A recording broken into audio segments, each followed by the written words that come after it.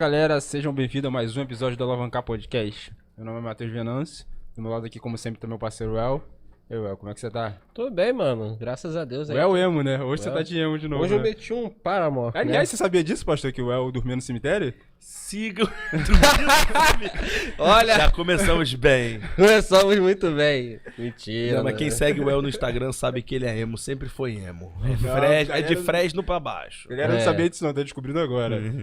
Mas apresenta aí quem é o nosso convidado aí, já que ele quase se apresentou, né? É, né? Entre razões e emoções, a gente trouxe ele aqui, né? Pastor Rafael Ramos, bem-vindo aí para o nosso podcast Alavancar. Como é que o senhor tá? Tudo bem? Tava declarando cedo ou tarde, a gente vai se... Você era No do rock podcast... também, Não, eu conheço, não quer dizer que eu olha emo aí, não, ó. essas coisas emo não. E aí, galera, que bom estar aqui com vocês. Desculpa a brincadeira, mas tamo junto, vamos pra cima. Vamos que vamos. Mas aí, pastor, se apresenta aí, fala quem você é, o que você faz. Eu sou pastor dos caras desse podcast. Então, toda a culpa é minha, é verdade. Responsabilidade minha, esses caras aqui, né? Infelizmente, né? E, bom, eu sou casado com a Bia há 7 anos. A gente tem 3 filhos: Aurora, a mais velha, com 5, Olivia do meio com 2, 3.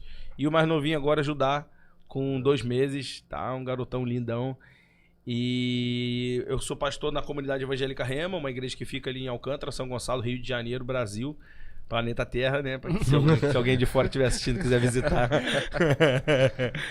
E a gente pastoreia lá há 9 anos. Ano que vem a gente faz 10 anos de pastoreio lá.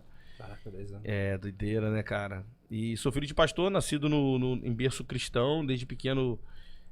Assim, sempre fui apaixonado pelo pastoreio. Cresci querendo ser pastor porque eu me inspirei muito no meu pai. Tive outra oportunidade de profissão, mas decidi seguir a vocação realmente pro pastoreio. É isso, este sou eu.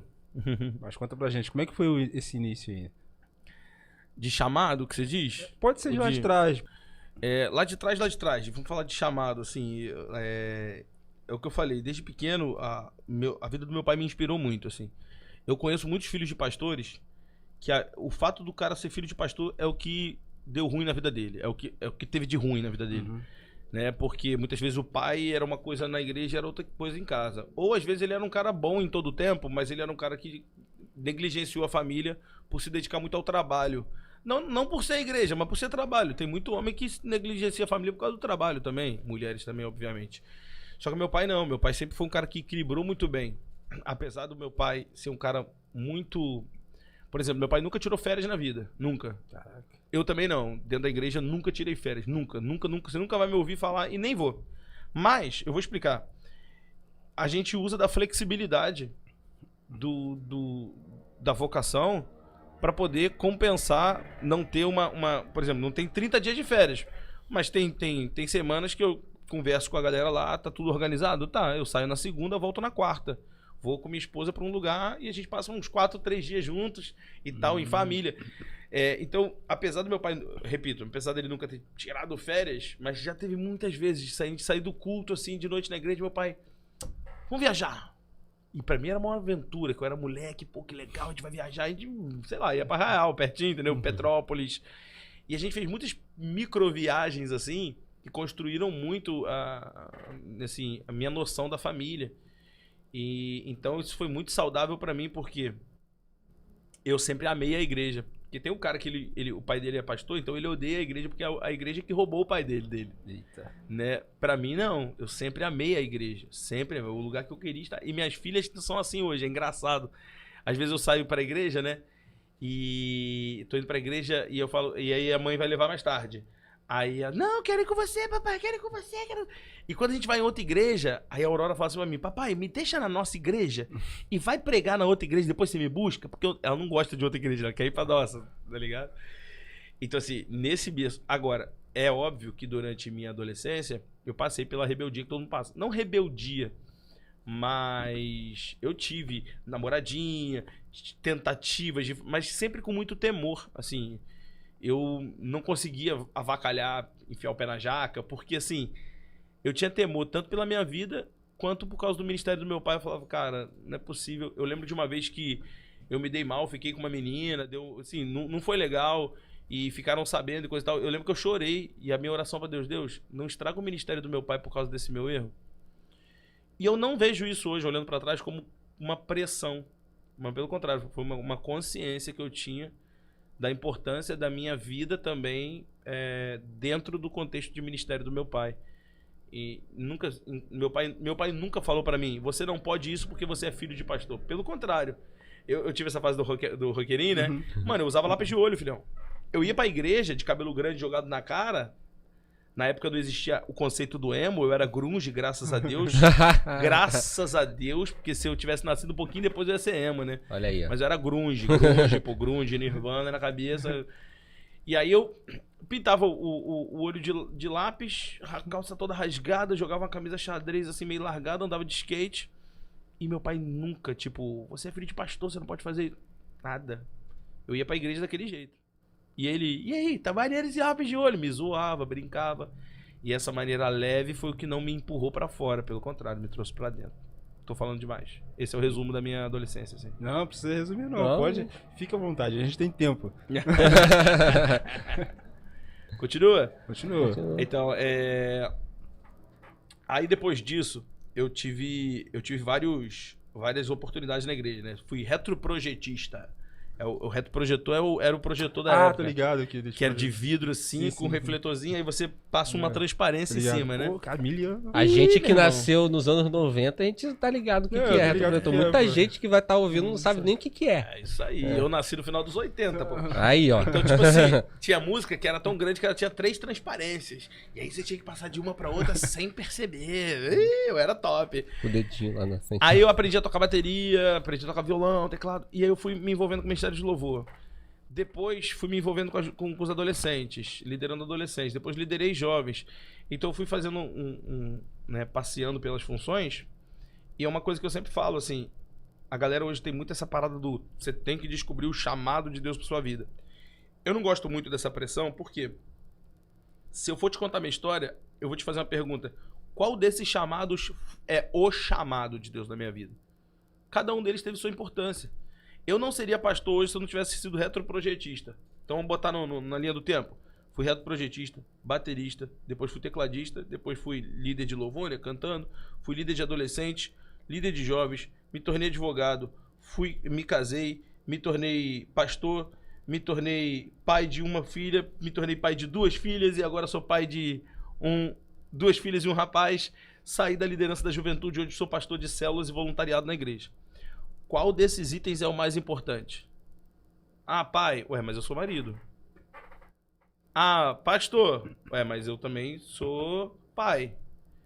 Ah, mas baterista. Ué, mas eu também fui líder de... Cada um desses chamados... Então, se a gente pode até falar com a galera que está assistindo, não fica buscando o chamado de Deus para sua vida. Busca o que Deus te deu agora. O que Ele te deu agora? Você faz uma faculdade? Faça bem feito a faculdade. Você tem uma namorada? Cuida bem dela. Você tem uma esposa? Espero que seja uma só. Cuida bem da esposa que você tem. Não, porque eu falo assim, você tem quantos empregos? Você é igual o Júlio, tem 3 empregos? Então trabalha nos 3. Mas o cara, ele deixa de fazer as coisas do presente porque ele diz, Deus não me disse qual é o meu propósito. Aí, esse dia eu conversava com um menino lá na igreja e ele falou, pastor, não tô me encontrando o meu propósito nos ministérios da igreja. Falei, mano, você nunca vai encontrar. Por quê? Às vezes Deus está te chamando para ser, vou dar um exemplo, pastor. Deus está te chamando para ser evangelista. Qual dos ministérios da igreja encaixa com o evangelismo? Recepção? Estacionamento? Kids? Nenhum deles se encaixa com isso. Você está ali no ministério para servir a sua igreja com coisas que a sua igreja precisa ser servida. Agora, o teu ministério pessoal é aqui dentro. Deus está construindo você aqui dentro. Conforme você vai recebendo esses mini chamados até chegar em algum lugar. Né? E foi assim minha vida. Eu fui caminhando nesse caminho. Top, hein? Top. O senhor falou um negócio muito importante, né? Que é... Muita gente que vai tá ouvindo a gente tá passando por esse processo, né? Filhos de pastores e tudo mais. E essas pessoas, elas sofrem, assim... Mesmo que não seja imposta, mas acaba sendo muito interno, que é pior. Uma pressão de obter sucesso independente de qual seja onde ele for colocar a mão, o pé, onde ele tiver, ele tem que obter sucesso na sua área. E O senhor mencionou um ambiente de leveza para isso poder ser trabalhado. A gente conversou aqui com algumas pessoas assim de outras áreas, né, que falaram muito da importância do apoio familiar para o sucesso delas, né? A gente falou com gente da área do marketing, gente da área enfim, de várias do conhecimento, do mundo financeiro. O Sacra falou aqui de quanto que foi importante, né? No período em que o apoio, né, tanto da mãe dele, o apoio da Ágata, né, da esposa dele e tudo mais, e ele obteve sucesso. Então, assim, o segredo tá no ambiente leve, Mano, a parábola do semeador, Jesus diz que um semeador saiu para semear, e ele tava com uma boa semente. E aí ele diz, a primeira parte da semente caiu num terreno pedregoso, não conseguiu gerar raiz. A outra parte da semente caiu num terreno raso, que tentou gerar raiz, mas não conseguiu. A outra caiu num terreno espinhoso. A última cai num bom terreno, e aí essa prospera e dá bom fruto. Então, o que fez a diferença não foi a semente, foi o ambiente. Foi o solo no qual ela estava plantada. Eu sei que se eu, com toda a graça, a capacidade que Deus me deu, e deu a todos, se eu fosse plantado em outro lugar, em outro contexto, talvez não produzisse os frutos que eu produzo hoje. Porque, apesar de boa semente, a terra não era boa, né? Por outro lado, eu não creio que isso pode ser desculpa para qualquer um. Você falar assim, mas então minha vida não dá certo por causa da família que eu tive. Uma outra coisa que eu penso é que a mudança de gerações é como uma corrida de revezamento. Um faz uma parte da corrida, passa o bastão pro outro. O outro faz a outra. Quer dizer que se nesse meio tempo um deles atrasar, todos os próximos estão atrasados. E talvez em alguma área da vida, quem está assistindo a gente, esse bastão chegou atrasado na sua mão. Então, na sua vida, financeiramente, por exemplo, sua família é maravilhosa, mas financeiramente sua família realmente passa muita necessidade. Então, esse bastão da vida financeira, a gente sabe que o filho de rico, ele tem facilidade de ser rico. Por quê? Porque ele vai herdar muita coisa. Então, na vida financeira, o bastão foi passado atrasado para você. Ou, quem sabe, o bastão foi atrasado na vida sentimental. Sua família é uma família rica, só que o pau come lá dentro, meu irmão. É uma gritaria, o casamento dos seus pais foi um inferno, e é isso que você aprendeu. Foi passado atrasado nessa área. Quem sabe a área que passou atrasado para você foi espiritual. Sua família é maravilhosa, suas finanças são maravilhosas, mas você nunca aprendeu o que é Deus. Você não tem um relacionamento com Deus. Você não crê nem na existência de Deus porque você aprendeu isso desde casa. Quer dizer, te passaram esse bastão atrasado.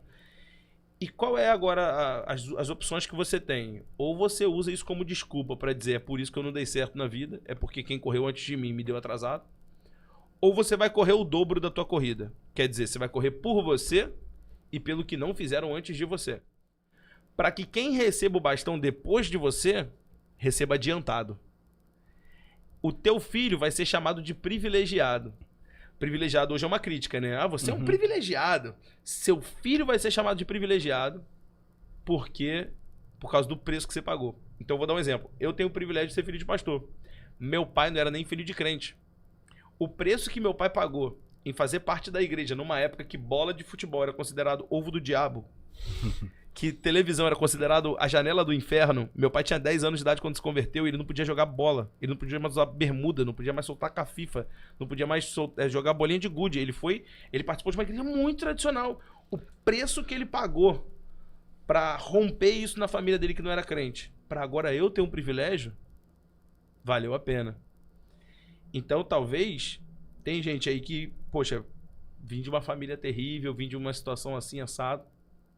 Se você pegar até a questão racial, poxa, o bastão foi atrasado pra mim por causa de uma questão histórica racial e chegou na minha mão atrasado. Você pode sentar e chorar.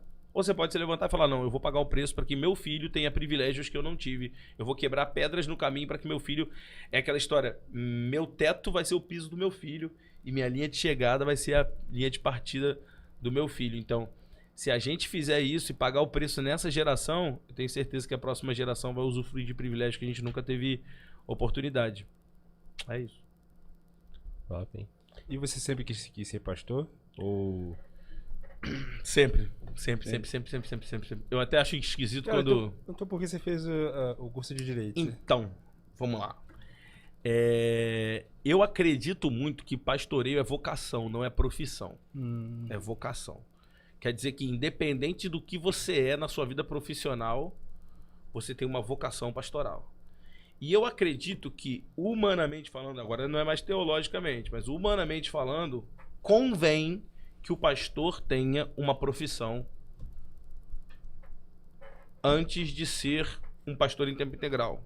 O que quer dizer que convém? É de credibilidade para um pastor quando ele chega e fala, olha, eu tinha outras oportunidades, mas por uma vocação eu escolhi esse caminho. Né? E na época, eu já tinha isso muito certo dentro de mim. Cara, eu vou ter uma profissão, mas um dia eu sei que Deus vai me chamar para ser pastor em tempo integral. E eu vou ser pastor em tempo integral quando Deus me chamar. Mas eu sempre achei importante, por quê? Número um, porque eu preciso ter exemplo para contar para minha congregação. Eu preciso chegar para eles e falar pro meu jovem, falar, faz uma faculdade. Eu falar, qual é, pastor? Você não fez nada? Né? Eu preciso chegar para ele, não, faz uma faculdade. Eu também fiz, eu também me esforcei, eu também corri atrás. Eu não tô aqui por falta de opção. Eu não tô aqui, acordei um dia e falei, você pastor. Não, pô. Eu tomei uma decisão. E essa decisão foi sacrificial. Então, quando eu escolhi fazer direito, é porque Deus estava colocando no meu coração mesmo, fazer direito. Eu lembro que eu tinha feito minha matrícula, já estava tudo pronto para fazer publicidade na Cândido Mendes. É mesmo? Tudo certo. Sempre amei. Da minha área. Sempre amei. Eu ia fazer, né, comunicação social para fechar com publicidade. Sempre amei. E não... Então tudo certo. Na segunda, sem brincadeira, na segunda, quando eu fui sair de casa para ir para Cândido, eu falei, Deus, eu vou fazer uma última oração, porque é uma decisão muito importante, a faculdade que você vai fazer. E Deus, se não for da tua vontade, você tem que me dizer agora, porque eu estava indeciso entre comunicação social e Cidade. Direito, né? Porque na Cândido você faz comunicação social e na metade você escolhe se você quer ir para jornalismo ou para publicidade. Então Diferente. você pode... Inclusive você pode, depois que você termina a publicidade, voltar a fazer mais um aninho e pouco e formar jornalismo também. Porque tem muitas matérias... Sim, muita matéria entendeu? parecida. Similar. E aí eles fazem assim lá. Então o nome do curso lá, na época, era comunicação social. E aí eu tava indeciso entre ela e direito. Aí eu abri a Bíblia, sabe aquele momento de desespero que você quer botar o dedo, né? Na Bíblia. Igual a caixa de promessas. E eu acho assim, medida... Como é que é? Medidas desesperadas? Como é que é o negócio? Situações desesperadas requerem medidas desesperadas. Aí você abriu o dedinho na... Eu acho que se Deus fala através do jumento, por que não vai falar através do livro? É pra toda hora a gente ficar abrindo, botando o dedo de olhinho fechado? Não é. Mas numa situação dessa, eu fechei o olho e falei, Deus, fala comigo agora.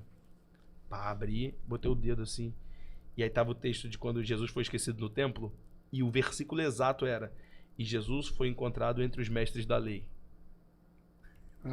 Mano, eu perguntando se eu era pra fazer direito ou comunicação social. Eu boto o dedo, Jesus foi encontrado entre os mestres da lei. Eu tenho uma outra história, mas só pra resumir. Eu terminei um namoro e resolvi voltar pra menina.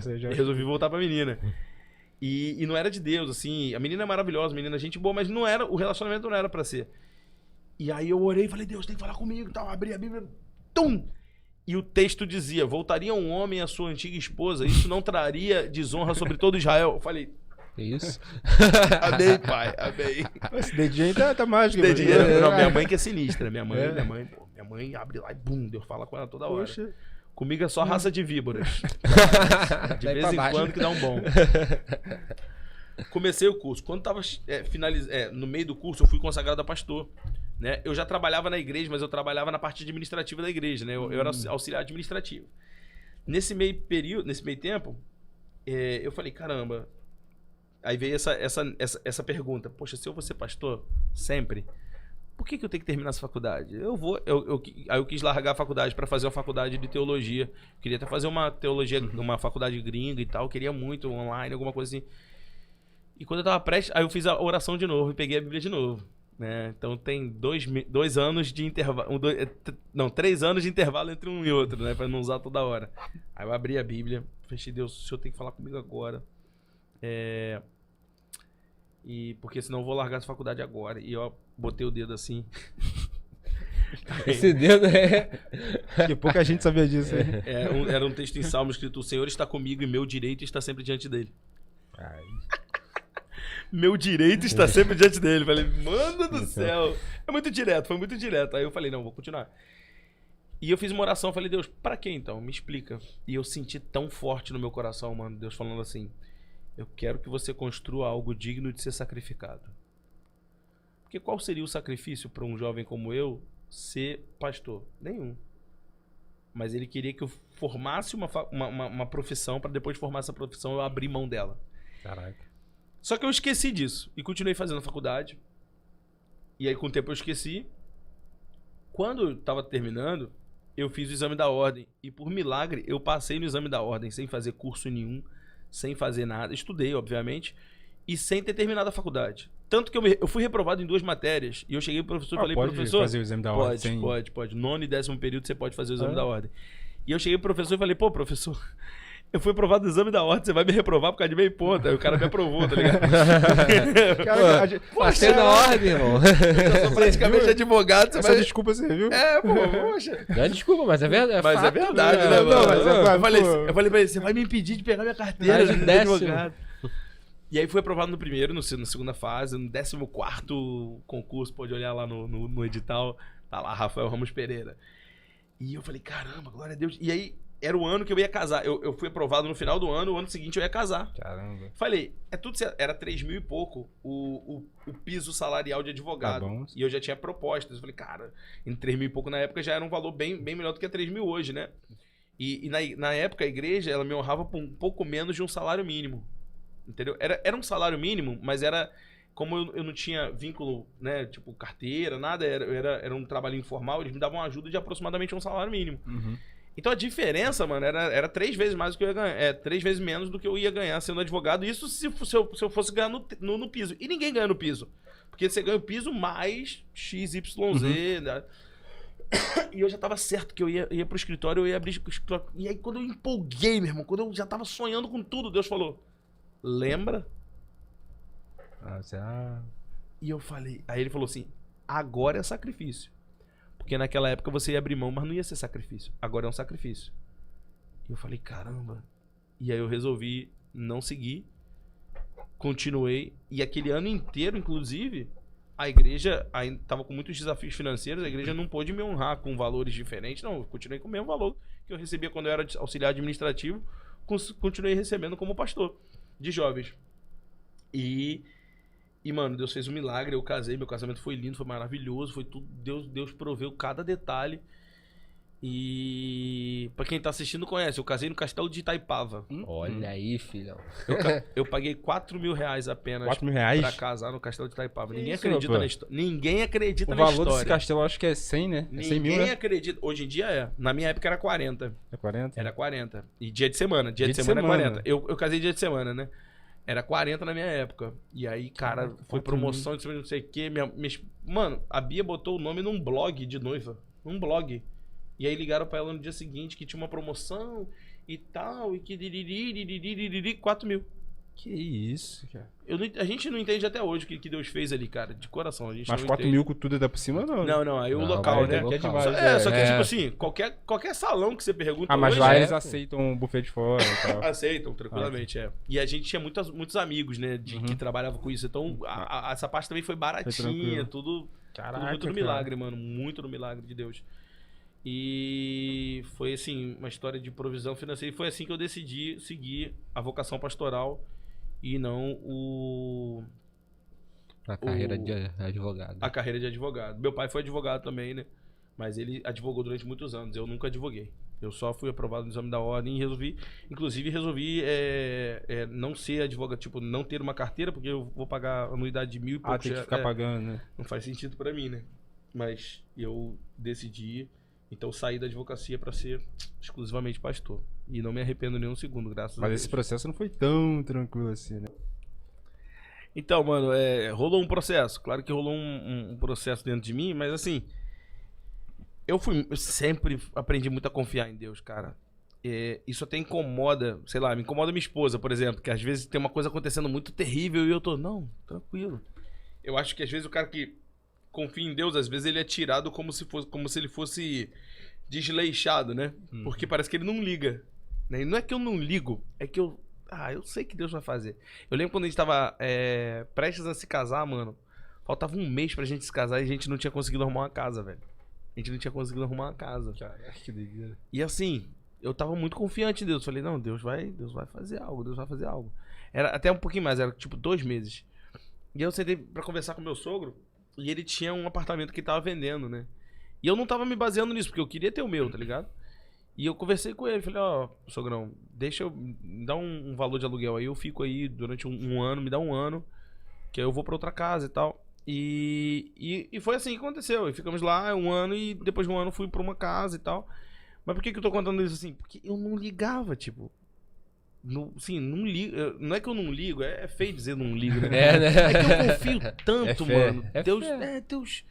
E assim, as pessoas quando falam de fé, sempre parece ser uma coisa que você tem que fazer força. E eu acho que é porque as pessoas não tiveram experiências com Deus. E aí eles não têm uma base pra fé dele. Eu acho que a nossa fé, ela é como um programinha que vai lá, vai buscar na pasta um arquivo. Se não tiver o arquivo, você vai ter dificuldade. Então a fé, ela é baseada, obviamente, no que você crê de Deus, isso aí, show. Só que ela é baseada nas coisas que você já viveu com Deus. É por isso que a fé vem diante de uma revelação de Deus. A fé vem pelo ouvir. Se eu não ouvir primeiro, se eu não primeiro perceber, eu não tenho como depositar minha fé. E tendo depositado minha fé, é claro, deposito minha fé num Deus que não vejo, que às vezes nem sinto, que às vezes não fala comigo. Deus às vezes não fala comigo. E durante muito tempo, às vezes, eu falo, Deus, como que não fala comigo? Não fala diretamente, não fala audivelmente, fala de outras formas, mas eu queria tanto que Deus falasse o tempo todo audivelmente comigo, e nem sempre é assim. Mas a fé, pra mim, não é algo que eu, tipo assim, eu tenho que ter fé. Não é, tipo assim, é confiança. Se você perguntasse pra Abraão, o que a gente chama ele de pai da fé. Mas você chega pra ele e pergunta pra ele, ô Abraão, você era o pai da fé, né? Na época de Abraão, a palavra fé nem existia. Abraão não sabia que tinha fé. Aliás, se eu posso dizer, eu acho que Abraão o que ele tinha não era bem fé, era relacionamento. Né? Imagina, em Gênesis 12 diz que Abraão estava lá e Deus apareceu para ele e disse, sai da tua casa e da tua parentela. Então assim, você vai sair da sua parentela, legal. Você tem que ter fé de que Deus vai fazer algo. Mas não necessariamente aquela fé imatura de, ai, será que Deus... Você vê Deus pedindo Isaac para Abraão? Abraão nem titubia. Quero teu filho. Senhor, de manhã, vem filho, vamos lá. Pá, pum. E Abraão ia mesmo, meu irmão. Eu fico imaginando. Abraão levantou a faca. Ele ia matar o homem. Ele levantou assim. Se não é o anjo lá, ele é um maluco. Mas é a minha pergunta. Ele fez isso com base no que ele tava esperando em Deus, aquela fé futura, né? Tipo, ai, Deus vai me dar muito, Deus vai me dar algo. Ele tava fazendo isso com base em tudo que Deus já tinha feito. Era mais ou menos assim, Deus me deu Isaac, ele tem o direito de me tomar Isaac. Eu sei, como Jó disse no final, eu sei em quem tenho crido e que por fim se levantará. Eu sei que o meu Redentor, eu conheço o meu Redentor, sei que meu Redentor vive e que por fim se levantará. Então, tipo assim, é fé? É, mas é base... Então, o privilégio de você nascer numa família cristã, tem isso também. Claro, se sua família cristã é uma família cristã saudável, porque tem isso também, infelizmente. Mas você teve experiências com Deus.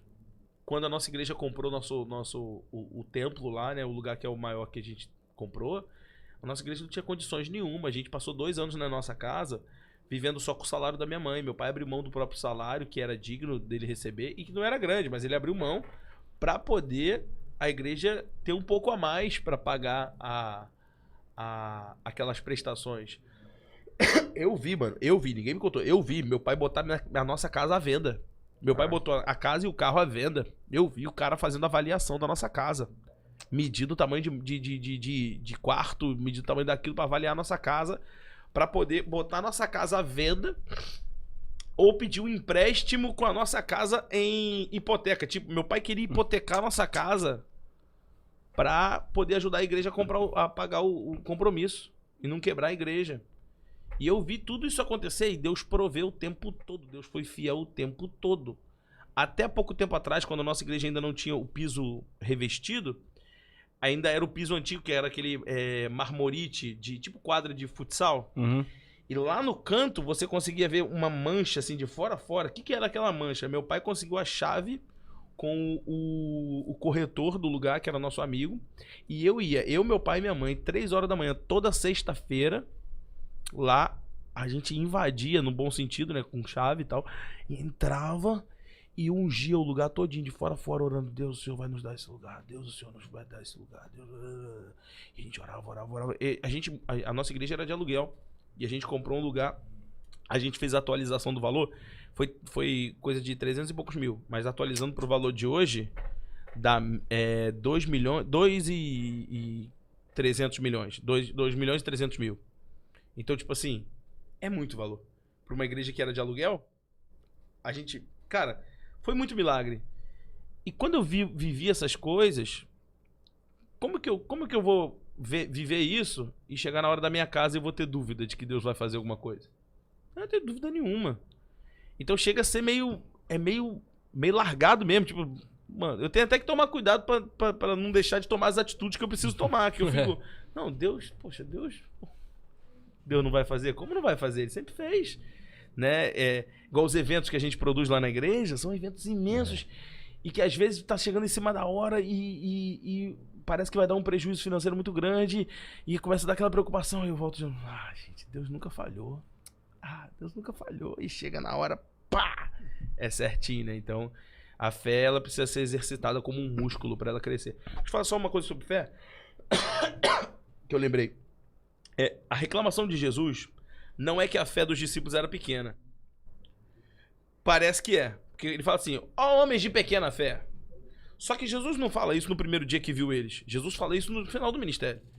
E a reclamação de Jesus não é que a fé deles é pequena, é que a fé deles ainda era pequena. Tanto que em outro momento ele fala, se você tiver fé como um grão de mostarda, por que como um grão de mostarda? Na parábola do reino da mostarda ele explica que o reino de Deus é como um grão de mostarda, que mesmo sendo uma semente pequena, se torna a maior das hortaliças. Significa o quê? Que o que ele espera de você, não é que você tenha uma fé grande, mas é que no mínimo você tenha uma fé crescente. Que hoje ela é uma coisa, mas amanhã vai ser outra. Depois de amanhã vai ser outra. Depois vai ser outra. A reclamação de Jesus não era que a fé dos discípulos era pequena. Afinal de contas, ele mesmo disse, se tiveres fé como um grão de mostarda, direis a esse monte. A reclamação deles é, por que a fé de vocês ainda é pequena depois de tanto tempo junto? Jesus olha para os discípulos quando eles o acordam na tempestade, no barco, e ele fala, cara, por que vocês me acordaram? Em outras palavras, ele fala, homens de pequena fé, vocês ainda têm medo. É como quem diz, vocês não precisavam ter me acordado, vocês podiam levantar a mão e declarar o mar ia acalmar. Por que vocês me acordaram para isso? É tipo, depois de tudo isso, vocês ainda não têm fé. Então fé precisa ser exercitada com os desafios da vida para que a gente nunca tenha uma fé estagnada. Mesmo porque o problema de Jesus é que mesmo que a fé seja grande, ela fica parada, então não satisfaz Jesus. Tem que ser uma fé que está em contínuo crescimento.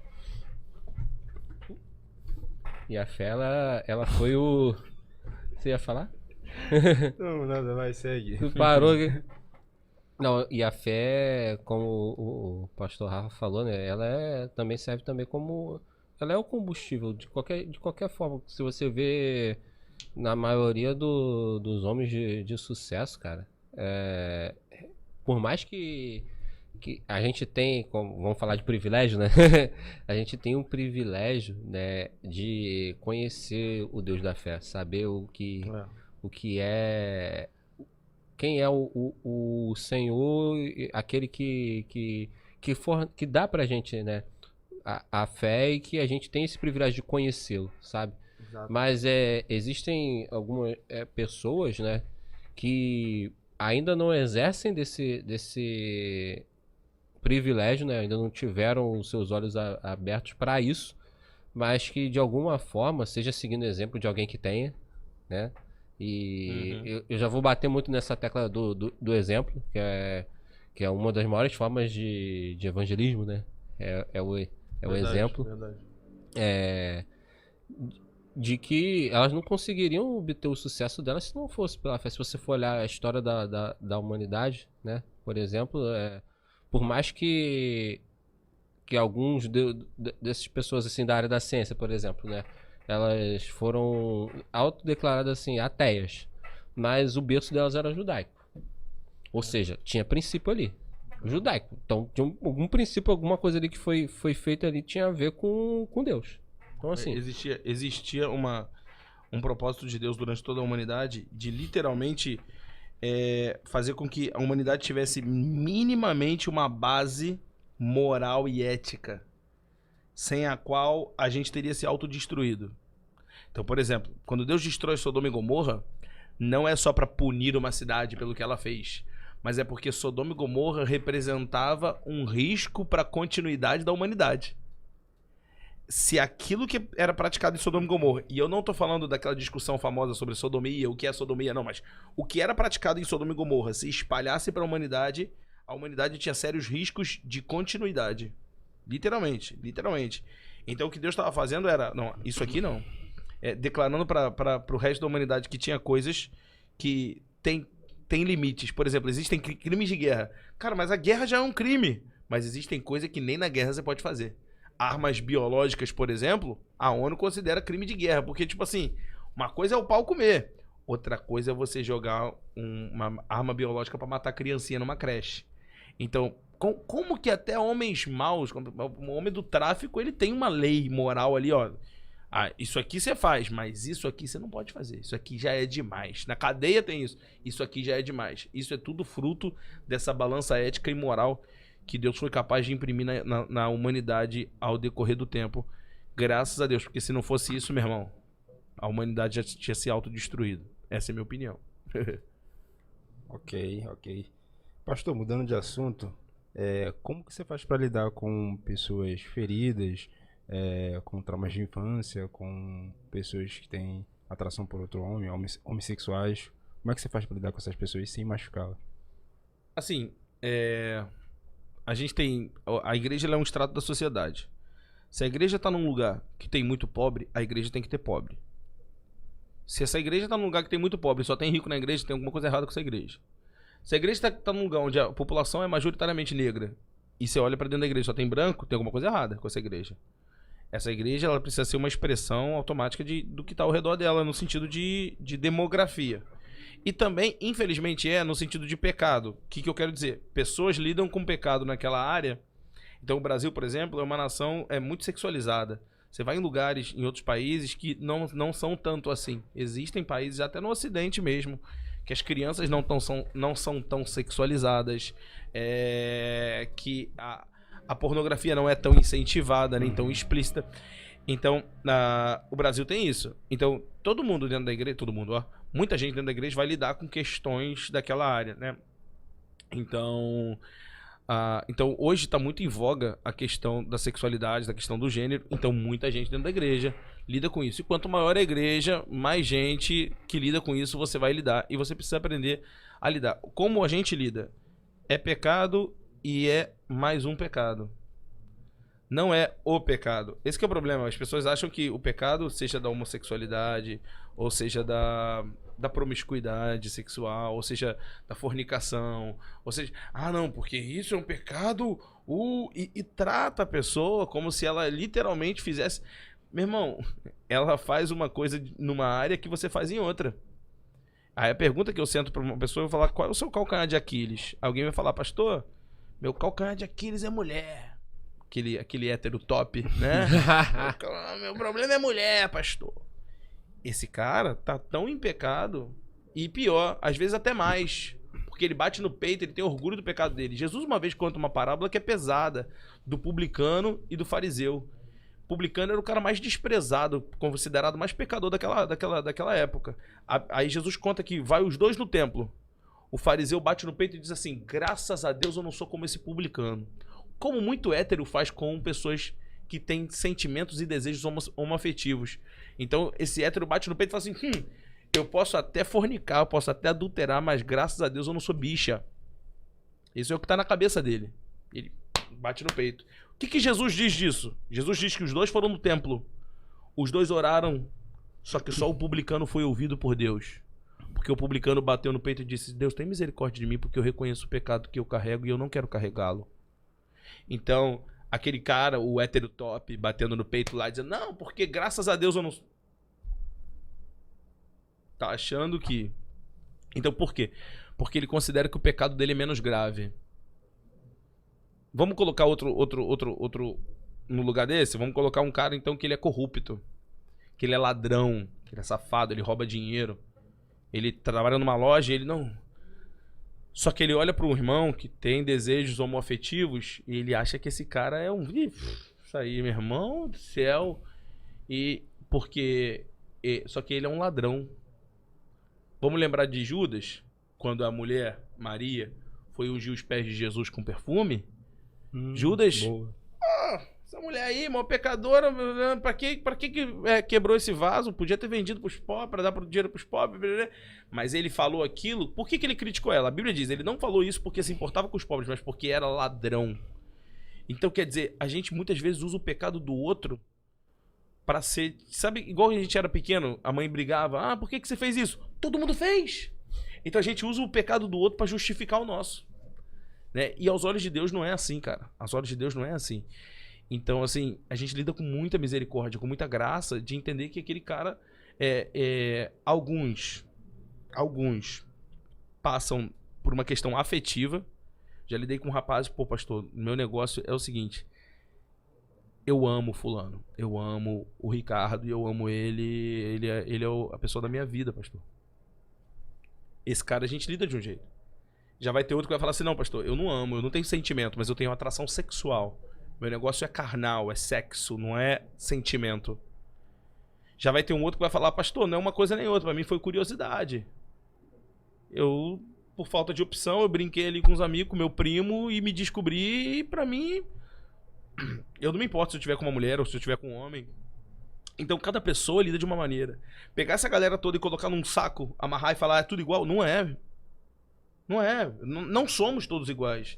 Tem o cara que, como você falou, passou por um trauma. Tem esse cara, claro que tem. Poxa, passei por um trauma, passei por uma violência sexual na minha infância e isso me deu uma aversão. Mas eu conheço rapazes ou mulheres que passaram por uma violência sexual e que isso, ao invés de gerar neles uma aversão, criou neles uma promiscuidade, que esse cara sai com todo mundo por causa daquilo. Uhum. Então cada um é cada um. Ah, alguém vai dizer, ele é assim porque ele foi criado pela mãe, pela avó, pela tia. Nem sempre.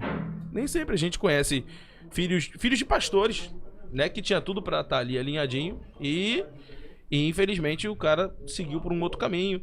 Tem gente que descobriu através da curiosidade, coisa e tal. O que a pessoa precisa entender, o que todo mundo precisa entender, é que, de acordo com a palavra, é pecado e vai contra a natureza que Deus criou.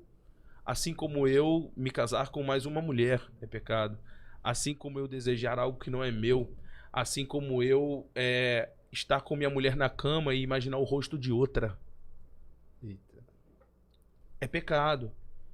E o problema do nosso mundo é porque estão tentando desconstruir a palavra. Então, se você entende que é pecado, esse é o primeiro passo. Agora, se você não entende que é pecado, a gente nem vai brigar. Porque você não entende assim, então tudo bem. Mas se você entende que é pecado, eu vou te ajudar a mudar. Pastor, não entendo que é pecado e não quero mudar. Beleza, mano? Se você discorda da palavra, infelizmente, você pode continuar estar na igreja, estar aqui, mas infelizmente, você não consegue se envolver na vida da igreja. Você não vai conseguir ser voluntário, você não vai conseguir estar em comunhão com a igreja, ser líder de um ministério. Ah, mas por que não? Porque você discorda da base da nossa igreja. A base da nossa igreja não é apenas a palavra, mas é esta interpretação que temos da palavra. Né? Porque não é a palavra literal, é a palavra interpretada, declarada. Inclusive o nome da nossa igreja é Rema, que é a palavra viva, declarada, falada, revelada. Então, a nossa igreja não está fundada apenas sobre a letra, mas está fundada sobre a interpretação dessa letra. Então, se a gente discordar disso, a gente pode continuar amigo, a gente pode continuar se ajudando, inclusive. Mas, de acordo com a palavra, a gente não é irmão em Cristo. Né? E irmão em Cristo não é quem é perfeito. Preciso até abrir esse parênteses. É quem pertence à família, quem quer mudar. É quem tá falando, olha, eu sou... É o publicano bateu no peito, eu sou adúltero. Você é adúltero? Eu sou adúltero, pastor. Preciso de ajuda. E quantos homens, mulheres eu recebo no meu gabinete, pastor? Infelizmente, eu traí minha esposa. E outra. A confissão do pecado é uma cultura, vocês conhecem a nossa igreja, sabem, assim, é uma cultura muito forte na nossa igreja. Confessar seu pecado, declarar, eu falhei, eu errei. Né? Eu recebo homens lá que falam, ou mulheres, pastor, eu traí, mas eu não quero contar, porque se eu contar, eu vou perder meu casamento. Falei, é um risco que você corre, mas é um risco no qual você devia ter pensado lá atrás. Agora você precisa dar o direito à sua esposa de saber disso e deixar ela escolher se quer continuar com você ou não. Já não é responsabilidade sua. Aliás, é responsabilidade sua nesse sentido, né? E aí o que ela vai escolher é direito dela. Então, A gente trata assim, a gente não tem tipo uma cartilha que diz que todo mundo que passa por isso vai ser tratado do mesmo jeito, não, cada pessoa vai ser tratada de uma maneira diferente, amada, cuidada, e se ela conseguir entender que ela tá num caminho de pecado e ela quer mudar, a gente vai poder ajudar. Só que a gente só consegue ajudar se essa pessoa primeiro... E esse é o papel do Espírito Santo, convencer o homem do pecado, da justiça e do juízo. Nenhum homem consegue convencer o outro que ele tá pecando se o Espírito Santo não for lá no ouvido dele e falar, filhão, tem que mudar. Caraca, legal, cara. Você falou sobre distorcer a palavra. Eu aqui. pensei nisso também aqui, rapaz. Sabe, Saquei a mesma pergunta aqui, Sabe que eu vou rapaz. perguntar, né? Eu O sei. quê? A Ai, gente meu quer Deus. saber sobre o que é Belucas, cara. É, rapaz. Ah! A nova. A do momento agora. A do momento. Que parada, hein? O que aconteceu? Que reação em cadeia, hein? Mano, infelizmente é a... Olha só, não vamos falar do movimento negro, não vamos falar do movimento LGBTQIA+, não vamos falar do movimento sem terra, não vamos falar do movimento bolsonarista, não vamos falar do movimento pró-aborto, contra-aborto, pró-droga, contra-droga, mas vamos falar o seguinte, toda militância quer te deixar ofendido com alguém. O propósito de toda militância é te deixar ofendido com alguém. Porque se você não tiver ofendido, você não briga por aquilo, você não luta por aquilo, você não tá revoltado com aquilo, né? E até certo ponto faz sentido. Vou dar um exemplo. Moisés ficou tão revoltado ao ver um egípcio batendo no hebreu que ele matou esse egípcio. Logo, qual é o chamado de Moisés? Libertar o povo hebreu do cativeiro egípcio. Ou seja, o chamado dele estava ligado à indignação dele. Tem gente que olha um morador de rua e não se indigna. Tem gente que olha e fica indignado. Provavelmente esse cara que está indignado, ele tem um chamado naquela área. Ponto. Mas o problema da militância é que muitas vezes ele quer fazer você viver pela ofensa. Você é um espírito de vingança, né? E isso não é esquerda, é todo mundo, né? No âmbito bolsonarista, no âmbito militante assim, XYZ. E aí, nessa de você ficar ofendido com tudo, você vê coisa onde não tem. Alguém com certeza já brincou com você e você se ofendeu muito porque você já estava ferido. E aquela brincadeira, em outro momento, não teria te... Mas naquela hora, quer dizer, você colocou lentes. Então o que essa briga faz? Coloca em nós lentes. Tudo que X pessoa fala, eu tenho um pé atrás.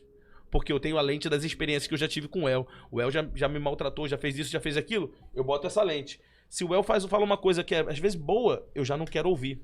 Porque eu já tenho um ranço com o El. Então, muitas vezes, esse mergulho muito profundo na militância faz isso com a pessoa. E aí, o cara olha coisas que ele viu a vida inteira com uma nova ótica de... Eles, com certeza, estão me ofendendo. Então, quando se acredita... se força ou se reforça demais essa ofensa, o Kleber Lucas, ele ouve uma música, alvo mais que a neve, Por sinal, ele cantava direto. que por sinal ele cantava direto, e quando ele ouve essa música, ele coloca a ótica da militância. E eu respeito os níveis de militância. Eu acho que tem gente que milita, como o apóstolo Paulo fala, militem a boa milícia. Quer dizer, briguem pelo que vale a pena. Tem coisa que vale a pena. Poxa, Martin Luther King foi um pastor, meu irmão. E pelo que ele lutava, dentro de um escopo, aquilo ali vale a pena ser lutado. Só que quando você coloca essa ótica, essa lente, você se ofende com coisas que nunca foram planejadas para te ofender. Como é o caso, né? Salmo 51 fala, purifica-me com o hisopo e ficarei mais alvo do que a neve. É a palavra de Deus que fala isso. E com certeza absoluta, principalmente tratando-se de que os escritores da palavra eram árabes, né? Do mundo árabe, do Oriente Médio ali, né? Árabe é modo de falar, né? Mas daquela região, né? Que inclusive em certo ponto foi inclusive considerada a África como continente. Até tempos atrás, o Israel era considerada parte do continente africano, para o norte ali. Então assim... aí o cara, só por quê? Porque ele tá ofendido, ele tá machucado. E ele tá tão machucado que coisas que não foram planejadas para o ofender, o ofendem, né? Então tem toda essa questão linguística, que eu não vou nem entrar muito na alçada, Mas a gente sabe que em muitas das vezes não passam de, assim, militância desnecessária, que literalmente alguém pode dizer, mas a gente pode mudar? Pode, e eu não tenho problema, vamos mudar, vamos parar de falar desse jeito, vamos falar de parar, ok, amém, que seja. Mas quando um cara lê a palavra e enxerga na palavra de Deus, enxerga dentro da palavra de Deus, racismo, preconceito ensinado, uma coisa é observar que isso aconteceu com alguém, pode ser, mas observar que isso está sendo ensinado pela palavra, não, isso é loucura, porque a pessoa usou muito aquela lente e só consegue enxergar através daquela lente, e por isso que ele fica ofendido com coisas que não foram feitas para o ofender. É um negócio perigoso, né? Que a Eu não pessoa... tinha pensado pela essa ótica, não. Você nunca tinha ouvido Não, por essa lente. Essa lente aí. E cara, e assim, muito, muito importante também, porque quando a gente coloca estritamente no que se refere ao texto e ao que... E essa música, ela é inspirada num texto bíblico, no Salmo 51. Sim. Então quando a gente... Aí, não tô dizendo que foi o caso do Kleber, mas estou dizendo de outras pessoas que utilizam da mesma lente e olham para e formulam novas teologias e agora quer reescrever, quer atualizar, quer retextualizar a Bíblia, né? E fala, então, determinadas palavras. Então, assim, quando você vai mexendo com o texto, você vai estar querendo mexer com o contexto também, porque agora não é só o texto que está ofendendo, não é só a letra que está ofendendo. Agora o contexto também ofendeu. Então vamos mudar isso aqui. Agora vamos mudar aquilo outro. Quando você vai abrindo precedentes para essas mudanças, a gente tem um Frankenstein no lugar da Bíblia. É isso aí. Na verdade, um Jesus construído Jesus Frankenstein. conforme a nossa vontade. Conforme a nossa vontade, exatamente. Então a gente tem que tomar muito cuidado com isso, porque ao se aproximar da Bíblia, a gente tem que se aproximar, como a Bíblia diz, a gente tem que se aproximar sem véu, né? Sem véu, com o nosso rosto descoberto, quer dizer, é sem véu, eu quero ver como ele é.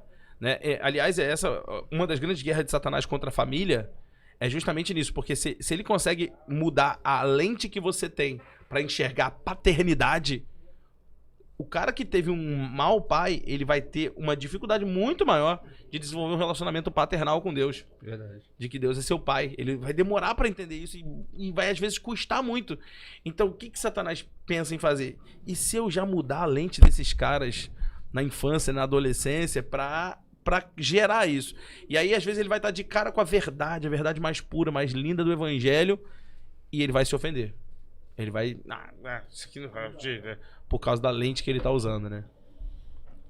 Verdade. Pastor, em cima disso, você acredita que o Kleber Lucas não deveria estar pastoreando?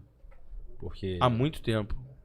Não foi nem por causa disso, né? Há muito tempo. Eu achei que ele ia ficar enrolando e tal. Há muito tempo. A gente não é bom que a gente leve... vamos julgar salvação, vamos julgar crente... Não. Agora, pastoreio é uma coisa fácil, porque a Bíblia determina padrões. Inclusive, um desses padrões que o apóstolo Paulo coloca é marido de uma só mulher. Infelizmente, nosso irmão não é. Esse irmão não deve ser apegado à bebida. Infelizmente, esse irmão não é. Como a gente já viu em vários vídeos. Esse irmão, ele deve ser exemplo dos fiéis. Infelizmente, esse irmão não é. Ele pode ser nosso irmão em Cristo? Em alguma instância, pode. Né? E considerando que existe mudança, arrependimento, que existe engano. Às vezes o cara é um irmão em Cristo, mas ele está num engano. Eu conheço irmãos que vivem em igrejas que trabalham com coisas muito, muito complicadas, mas que eu considero ele irmão em Cristo. Né? Então eu não tenho dificuldade de considerar que em alguma instância Kleber Lucas possa ser meu irmão em Cristo. Agora, ser pastor de uma igreja, isso não. Isso ele já deveria ter deixado de ser pastor há muito tempo. Como deixou de ser, num dos últimos divórcios dele, ele saiu da igreja que ele pastoreava, deixou de estar lá, a igreja parou de funcionar um tempo e tal, uma semana ou duas ali, porque ficou feio e tal, ou alguém cuidou, alguma coisa assim, e aí ele volta ativa, não, estamos aqui ainda e coisa e tal. É uma pegada muito assim, de dono da igreja, né? Eu tenho essa igreja e coisa e tal. Então não tem uma comunidade de irmãos, um presbitério que possa dizer, infelizmente, pastor, sua conduta não é a conduta que esperamos de um pastor para nos pastorear. Você pode descer e ser nosso irmão em Cristo e continuar pertencendo a essa igreja. Mas, então, como toda igreja séria tem um presbitério. E esse presbitério que muitas vezes é capaz de desapossar o pastor. De chegar pro pastor e falar, infelizmente, pastor, o senhor tá aqui, ó, nisso, em adultério, aquilo, não tô falando disso dele, tô falando de outros agora, né? Poxa, foi pego nisso, naquilo, infelizmente você não tá mais sendo exemplo para nós, e é por isso que nós decidimos, por votação unânime, te liberar dessa função. Você vai ser tratado como irmão, porque agora a gente vai escolher um outro para estar no seu lugar. Então, é complicado, né? E eu vejo várias pessoas que eu falo assim, caramba, esse cara não podia estar pastoreando. Porque o pastorear é algo muito sério, muito sério. Muito sério. Eu achei que você acha que aconteceu com ele. Não tô falando só sobre esse caso da música.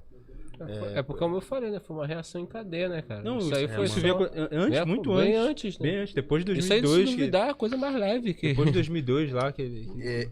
O que acontece, gente, quando a gente começa a dar desculpas pro nosso pecado, a gente começa a relativizar a Bíblia. Relativizar a palavra de Deus. Ah, é isso, mas não é bem isso.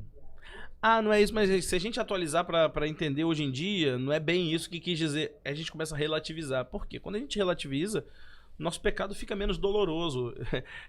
É menos doído eu admitir que pequei. Se eu relativizar, não, é pecado, mas assim, Deus não tá... às vezes eu vejo muito pessoal falando, é pecado, mas também tem muita gente fazendo não sei o quê. Mas o fato de ter muita gente não te exime da tua responsabilidade por santidade, né? Então é como aquela velha briga de Lula e Bolsonaro. A Bolsonaro é, mas Lula também. Alguém vai falar, Lula fez, mas Bolsonaro fez pior. Mas você não tem como se comprometer consigo mesmo. Você sempre tem que se comprometer com uma comparação. Não dá pra você se comprometer com Jesus, né? E botar Jesus no outro lado da balança. Eu não tô me comparando com o irmão que também pecou. Tô me comparando com Jesus que viveu em santidade a vida inteira, né? Então, assim, os caras relativizaram, vão relativizando e devagarzinho, relativizando. Hoje, irmãos como... Eu falo irmãos porque eu sinto uma compaixão, um carinho, né? Mas eu tenho dificuldade, vou reconhecer, mas assim, pessoas como Kleber, Lucas, hoje com certeza enxergam o evangelho como uma das alternativas e não como o caminho. Sem sombra de dúvida, eu falo isso sem ter medo. A maneira como ele age mostra que o evangelho é um dos caminhos e não o caminho. É um dos acessos. E ele fala muito da tal da experiência religiosa. E ele fala, essa foi a minha experiência, mas fulano teve outra experiência, ciclano teve outra. E no meio social isso deve ser respeitado. Fulano tem a experiência dele. Mas isso não é achismo, não? Então... No meio social, isso deve ser respeitado. Fulano tem a experiência dele. Ele é espírita também. Meu outro amigo é candomblessista. Meu outro amigo é católico. Meu outro amigo é ateu. Cada um tem a experiência. Socialmente, a gente deve se abraçar, deve se aceitar, deve... Não, irmão, você é meu vizinho. Faltou um arroz, toma aqui. Faltou um pra mim, né? Imagina um amigo meu candomblessista me dar um arroz porque faltou na minha casa e eu vou ficar benzendo arroz. Pelo amor de Deus. Ele é um humano como eu, ele é amigo como eu, me ajudou, me deu... Tá repreendido todo o mal desse arroz. Poxa, pelo amor de Deus, é literalmente desnecessário. Agora, quando eu trago isso é verdade no meio social. Mas se eu trouxer isso pro meio da convicção religiosa e começar a dizer, não, o evangelho é mais uma das experiências possíveis, plausíveis e salvíficas, aí eu tô totalmente fora da palavra. Porque na palavra, a única experiência salvífica que eu posso ter é com a graça de Jesus. Jesus é o único caminho, ele é a verdade e a vida. E isso sim é muito ofensível, mas é uma verdade da qual a gente não pode abrir mão. Então, por mais que eu respeite, abrace, eu nunca vou impor colonialmente, como meus amigos da militância gostam de falar, eu nunca vou impor colonialmente minha religião para o outro, minha experiência espiritual para outro, mas como o apóstolo Pedro recomendou, estai, pois, prontos para declarar para qualquer um que lhes perguntar a razão da vossa esperança. Então quer dizer que eu tô ali pro dia que o cara falar, meu irmão, o que você carrega que eu quero ter também? Aí eu vou contar para ele. Enquanto ele tá lá, na vida dele no budismo, na vida dele no agnosticismo, na vida dele no hinduísmo, eu tô respeitando o espaço dele. Mas um dia ele pode chegar pra mim e falar, mano, me conta. E nesse dia eu vou compartilhar o evangelho puro e genuíno com ele. Inclusive, a parte da qual creio que o único caminho de salvação é Jesus. E não é evangélico, né? Ser evangélico é o que te salva, não. É conhecer Jesus, a palavra dele, e estar cercado de irmãos que também o querem e querem mudança. Então, no dia que o cara perde isso e ele passa a considerar, não, tudo é tudo. Não. E isso socialmente é ok. Temos que ser assim, temos que ser respeitosos. Mas espiritualmente existe uma consciência aqui atrás, na minha nuca. Aqui atrás, na minha nuca, que me lembra, só há um Deus, só há um Senhor. E a gente pode citar o que o texto diz em Salmos, que é pesado, mas é verdade. Nosso Deus...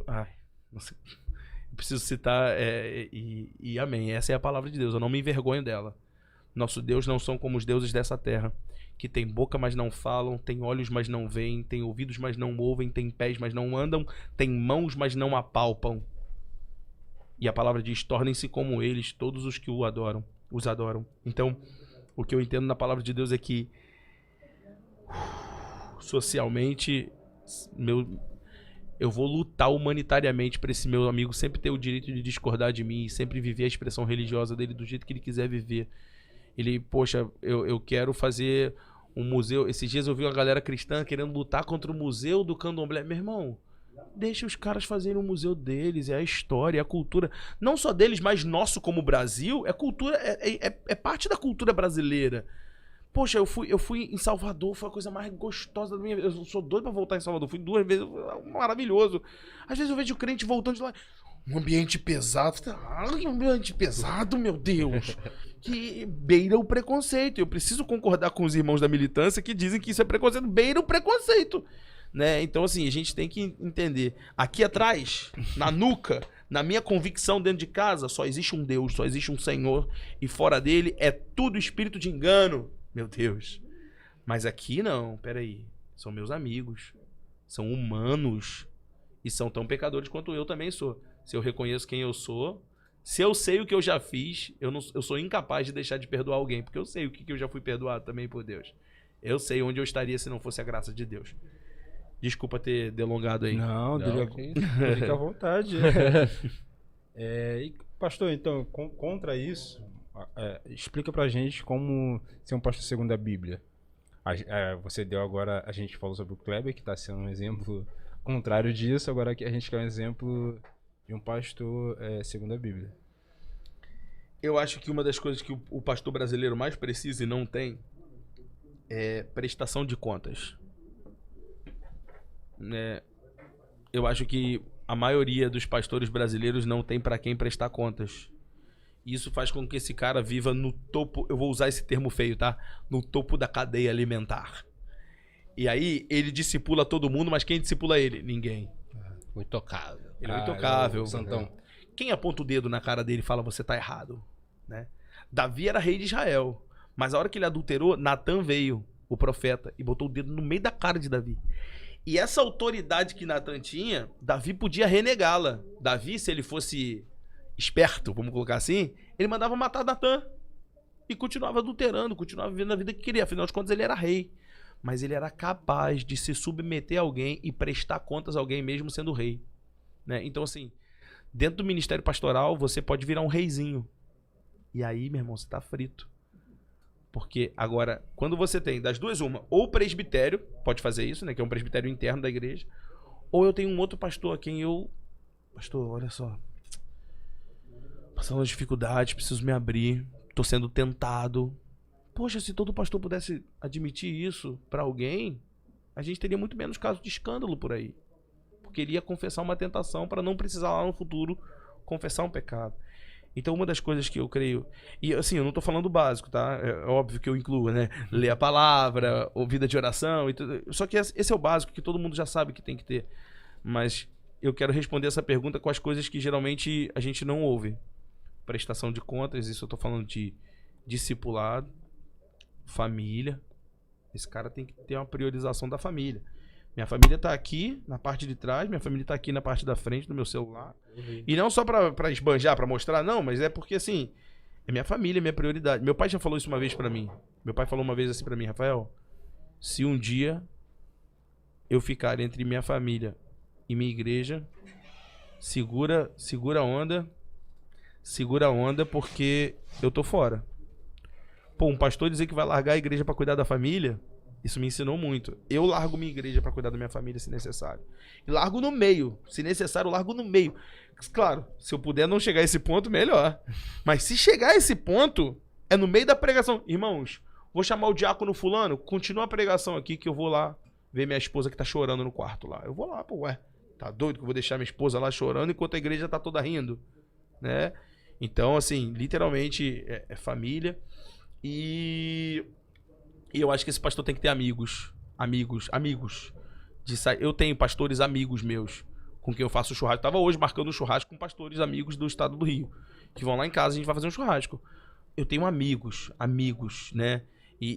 Um amigo meu, pastor, teve depressão. E foi esse círculo de amigos que cuidou dele. E que, inclusive, olha, mano, se precisar de alguém pra pregar na sua igreja aí nessa semana, a gente se revezou pra ter gente pra pregar na igreja dele enquanto ele tava em depressão.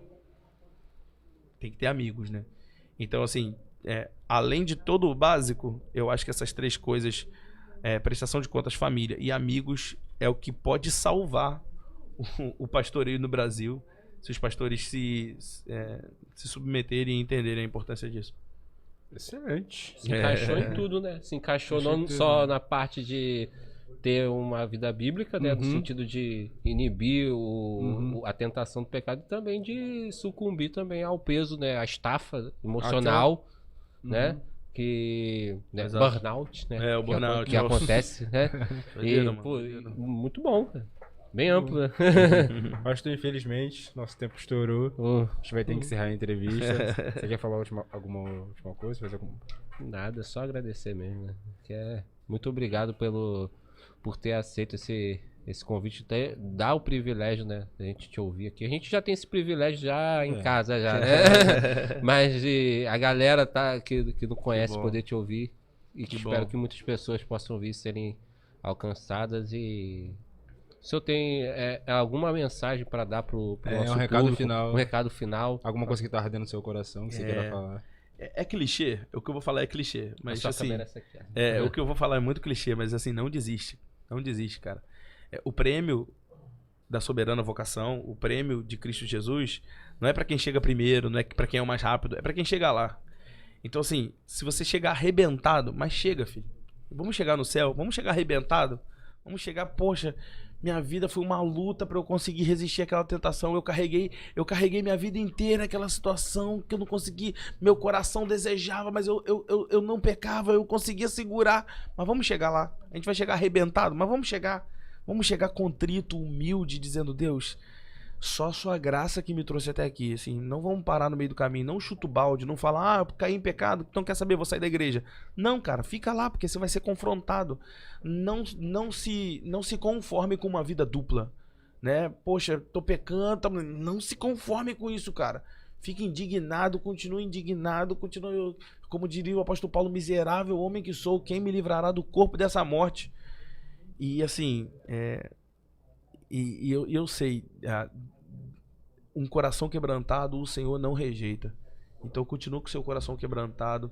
Cabe esse podcast agora, senta no teu sofá, faz tua oração, fala: Deus, estou aqui, eu quero continuar, eu quero seguir, eu quero te honrar como meu Senhor, meu Salvador, e eu não quero desistir do Senhor, porque o Senhor nunca desistiu de mim.